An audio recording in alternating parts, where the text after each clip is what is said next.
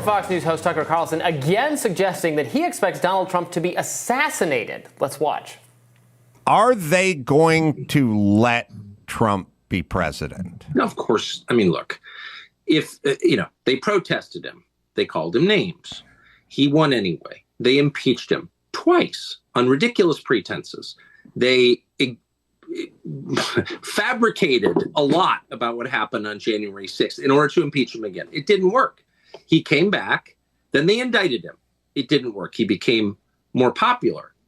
Then they indicted him 3 more times. And every single time his popularity rose. So if you begin with criticism, then you go to protest, then you go to impeachment, now you go to indictment, and none of them work, what's next? I mean, graph it out, man. We're speeding toward assassination, obviously, and no one will say that, but I don't know how you can reach that conclusion. You know what I mean? Like, they have decided, permanent Washington, both parties have decided that there's something about Trump that's so threatening to them, they just can't have him. Okay, this is bonkers. I flagged this immediately after Donald Trump and Tucker Carlson did that sit down, that counter programming to the GOP debate. And the first exchange of questions that went on for an uncomfortably long period of time was a series of questions about Jeffrey Epstein, which Tucker Carlson said he was asking. Do you believe that he killed himself? He says, I'm asking these questions, Donald Trump, because I think that he was killed because of his politics, because of what he could reveal about all these important people in the world. And I think that you might also have a target on your back. I think we have a bit of that clip. Let's watch it. Do you think it's possible that Epstein was killed? Oh, sure, it's possible. I mean, I don't really believe. I think he probably committed suicide. He had a life with, beautiful homes and beautiful everything. And he, all of a sudden, he's incarcerated and not doing very well. I would say that he did, but there are those people, there are many people, I think you're one of them, right? But a lot of people think that he was killed. He knew a lot on a lot of people. He was killed. You think so? I think the closer you look, I'm not a conspiracy person at all. I believe everything I hear.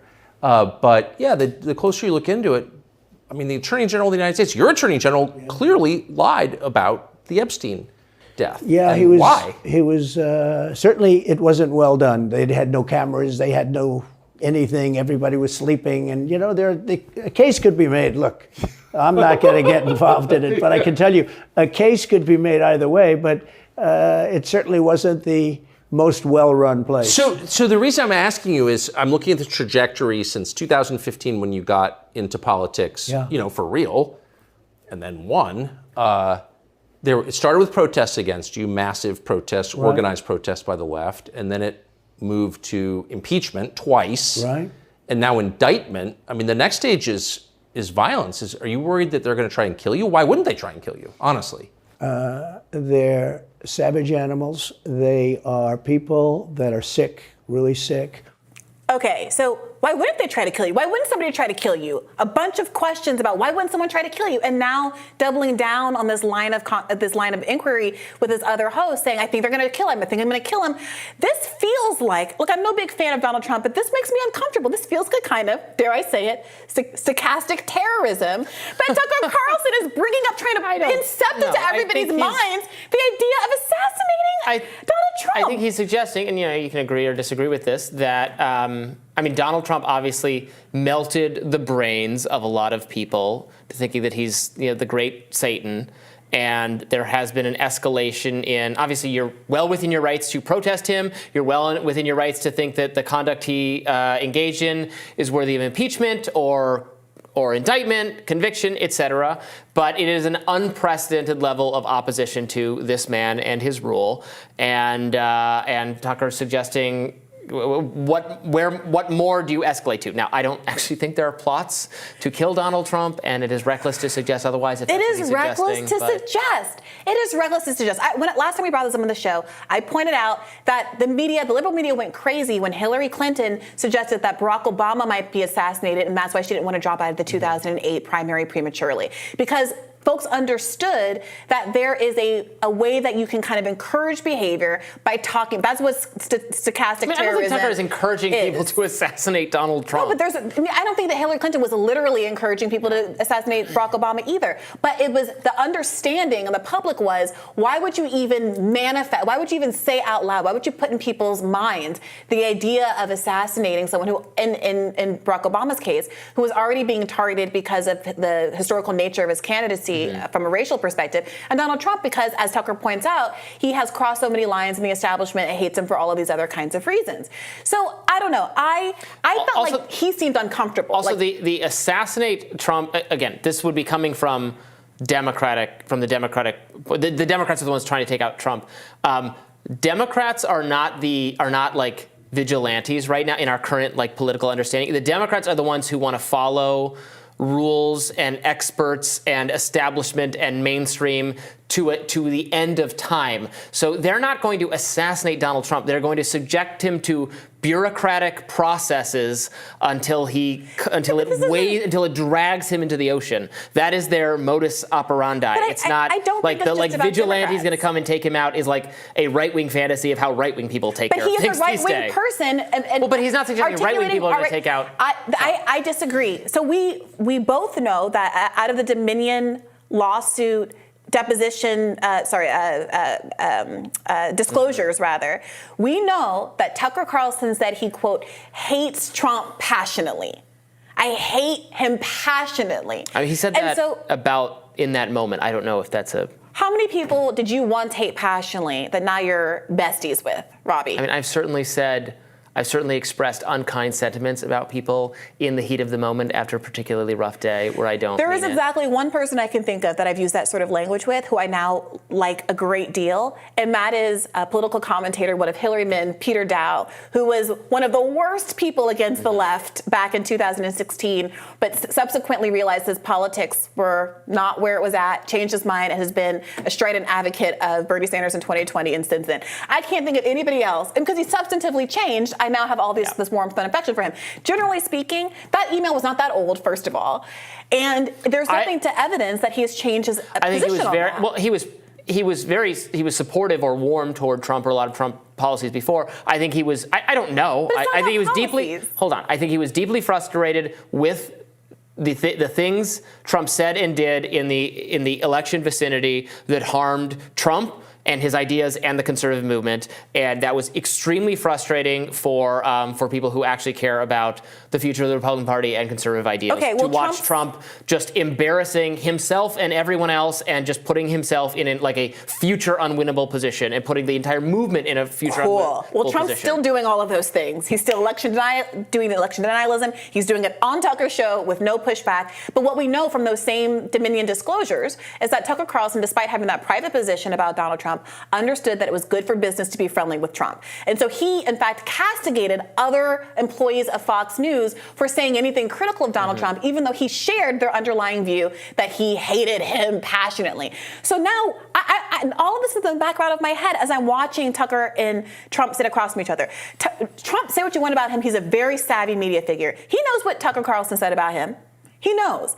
And he is a vain guy who does not like to be talked down to. And so I felt like there was tension between them during that interview. Trump opened with saying something a little bit shady about how, oh yeah, Fox News is bad. You used to have this great popular show, and now you're here stuck doing this with me on Twitter. And he kind of cleaned it up a little bit, but there was definitely tension between the two at the top of this interview. And immediately after that, Tucker Carlson started talking about, don't you think someone's going to kill you? Don't you think someone's going to kill you? And now he's still taking on this line of questioning. So it's not clear to me what he wants the outcome to be here. Does he think there's a legitimate threat against the president? In which case, no, he's a provocative host, and he enjoys touching things, subjects of discussion that other people don't want to do, and he's creating content. That's what I think he's doing. But later in the interview on the Adam Carolla show, Carlson made the case that CNN anchors are the mouthpieces for intelligence agencies. Let's watch. The intel agencies have a big effect on what is broadcast on television and what you see on Facebook and Google as well. I mean, they're all up and down Facebook and Google, as I'm sure you know. And, there are a lot of anchors who, including people I know well and have worked with, at different networks. I'm thinking of one in particular, a national security reporter, who was just a mouthpiece for the Pentagon and the CIA and is knowingly telling lies on their behalf. That's very, very common, very common. And I can think of a number of people at CNN who I know for a fact are doing that exact thing. And so, I mean, they're reading government propaganda from the intel agencies knowingly. And I'm sure they've got some internal rationale that allows them to get up in the morning and face themselves despite having done something that dishonest. But I'm just telling you, bottom line, I know that is true. I'm not speculating at all. Yeah, fact check. That is all true in my perspective. We've seen the influence of the intelligence community on the discourse on social media, and then also just in the discourse in the actual media, that all their experts are intelligence officials. The people who staff panels on CNN and MSNBC are increasingly national law enforcement advisors, national security perspective people, and that is the intensely anti-Russia or Cold War mentality that is now so at home on mainstream news is just worth denouncing at all times. And the fact that the intelligence agencies, the deep state, as it were, so entrenched in corporate media, it speaks to their power, right? And historic assassinations, have been tied to those in leadership who are willing to really challenge the core of that power. People like Martin Luther King, people like arguably the Kennedys. That is the argument that RFK Jr. has been making this entire time. Not just being kind of a rabble-rouser and saying, oh, I hate Republicans gets you killed, but saying we're going to withdraw from Vietnam. We're going to disempower the intelligence agencies. That's what gets you a target arguably on your back. Obviously, they're not exactly disclosing their role in these kinds of assassinations and encounters. But I'm not sure that we can credibly make an argument that Donald Trump has exactly gone that far. I will say that he obviously has changed the discourse and helped to move the Republican Party from the hawkishness that typified it before the Trump era. But I think there are limits to the extent to which he's been really to challenge the there's massive limit. Donald Trump is the best thing for the deep state, or whatever you want to call it, because though he rails against it, he took no steps to dismantle it. He's opposition to it, but it's a controlled opposition because that's why he's safe. Not because he's controlled, but because he's not actually going to follow through on any of it. That's why I think he's safe. Despite what Tucker Carlson might be, I don't know. Despite all of his prognostications. Was that Tucker up on the grassy knoll? No, it's just Tucker. It was Ted Cruz. He paid the guys to stay. No, this is a joke, obviously. But stay safe, Donald Trump. Stay safe. Stay safe, bestie. We'll have more Rising for you right after this.